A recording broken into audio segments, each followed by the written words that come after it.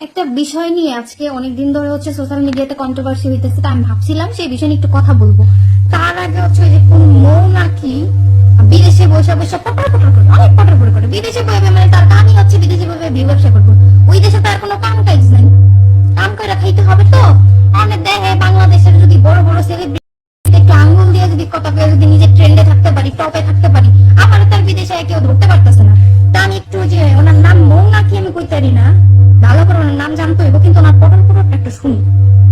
সেটা কিন্তু আবারও প্রমাণিত হয়ে গেছে। সাংবাদিক আকাশ নিবিড় ভাইকে পুলিশ নিয়ে গেছে, আর এটা নিয়ে উল্লাস করতেছে হচ্ছে দিশা সতীর পাখি। সে অলরেডি হলুদ সাংবাদিক রেখে একটা পোস্ট করেছে। আমি কি আবার ওনারা প্রমোট করে দিতেছি? তারপরও দেখ সমস্যা নেই, একটু প্রমোট করি।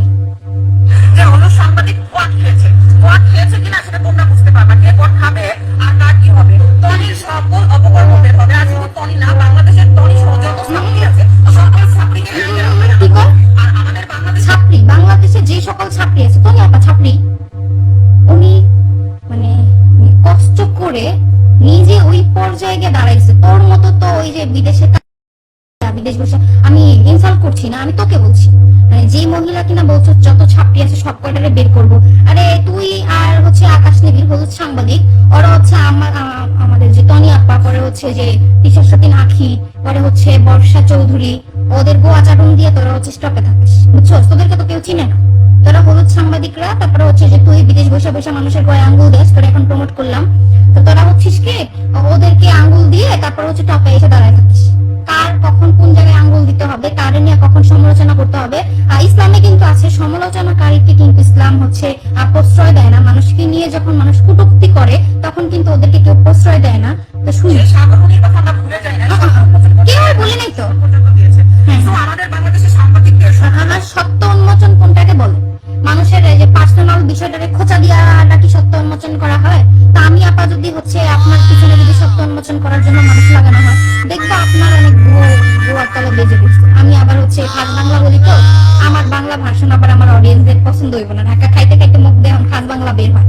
তা আমি দেখলাম হচ্ছে রিসেন্ট হচ্ছে আমাদের হলুদ সাংবাদিক আকাশ নিবিড় হচ্ছে আমাদের যে টনি আপা, তার এক্স হাজবেন্ড কে নিয়ে তারা সত্য উন্মোচন করতেছে। এখন হচ্ছে একটা মানুষের পাস্ট আছে, সেই পাস্ট নিয়ে ঘাটাঘাটি করার কি দরকার? টনি আপার যে হাজবেন্ড ছিল সাদ্দাত রহমান, আমি নাম সঠিক বলতে পারছি না, তো উনি হচ্ছে একটু বয়স্ক ছিল। তো তখন হচ্ছে টনির যে এক্স হাজবেন্ড আমার সানবীর বাবা, সে খুব খুশি হয়েছিল যে তার হাজবেন্ড বয়স্ক। এখন হচ্ছে এই হাজবেন্ডের সাথে এলাকার মানুষজন দেখলে সবাই টনির এক্স হাজবেন্ড যে সানবীর বাবাকে সবাই বলে যে তুই তো ভাই জিতে গেছো, সে তো বয়স্ক লোকের সাথে সংসার করতেছে। এটা ওই বাটার খুশি লাগতো যে যখন ওই সাদ্দাত রহমান মারা যাবে তখন আমি টনিকে বিয়ে করে নিব, টনির সাথে সংসার করতে পারবো, টনির তো অনেক টাকা পয়সা, ওই টাকা পয়সা আমি ভোগ করতে পারবো। আর খাইস্টার করে খাইস্টা নিজ জগতে কিছু করস না, বেরি তো কষ্ট মষ্ট কইরা জীবিকা নির্বাহ করে একটা পর্যায়ে গিয়ে নিজেকে দাঁড় করাইছে। এখন তোমার এগুলো সহ্য হবে না। যখন বেরি তোমার ঘরে ছিল তখন তো তুমি বেরির টর্চার করছো, বুঝো নাই?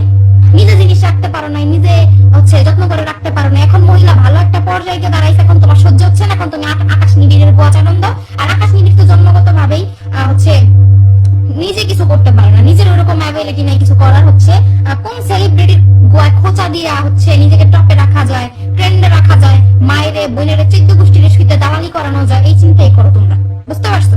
তো তোমরা শুধু শুধু মানুষের পিছনে না ভাইগা নিজ জগতে কিছু করার চেষ্টা করো, ঘরোয়া ভাবে কন্টেন্ট করো, মায়েরে নিয়ে কন্টেন্ট করো, মায়েরে নিয়ে যে সত্য উন্মোচন করো এরকম কথা বলে না, আমরা সত্য উন্মোচন করি। সত্যের জায়গায় তোমরা মানুষের পিছনে বাস দাও, বুঝছো?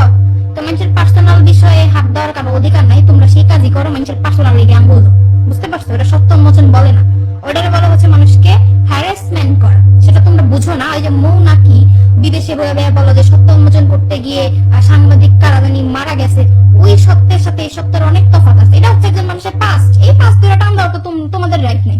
যে ডিভোর্স হয়ে গেছে আজ থেকে 10 বছর আগে, 5 বছর আগে বা 6-7 বছর আগে, সেটা নিয়ে টান দেওয়ার তো কোনো রাইট নেই তোমাদের। তোমরা নিজের চিন্তা করো না, বিদেশে আসো, বিদেশে কি কাম করো না করো এগুলো ভিডিও করে আপলোড করো। কেন টনির পিছনে পড়তে হবে, কেন বর্ষা চৌধুরীর পিছনে পড়তে হবে, কেন হচ্ছে এক একজন বড় বড় সেলিব্রিটি নিয়ে টানা হেঁচড়া করতে হবে? এই কাজ কেন তোমাদের করতে হবে? তোমাদেরকে এই দায়িত্ব কেউ দিছে? বিশেষ করে আকাশ নিবি, তুমি কেন ভাই এই যে মানুষের পিছনে খোঁচাখুচি করো? কয়দিন বলো বর্ষা চৌধুরী তোমার বউ, তোমার কিন্তু আমি প্রমোট করে দিলাম, তোমাকে এখন আহামরি কেউ চিনে না। তুমি নিজেকে হচ্ছে চেনা হচ্ছে বর্ষা চৌধুরীর পিছনে আঙ্গুল দিয়ে, তারপরে হচ্ছে সানবিজ ভাই টনির পিছনে আঙ্গুল দিয়ে, ওই তিশা সতীন আখি ওর পিছনে আঙ্গুল দিয়ে তুমি নিজেদেরকে প্রমোট করার চেষ্টা করো। তাছাড়া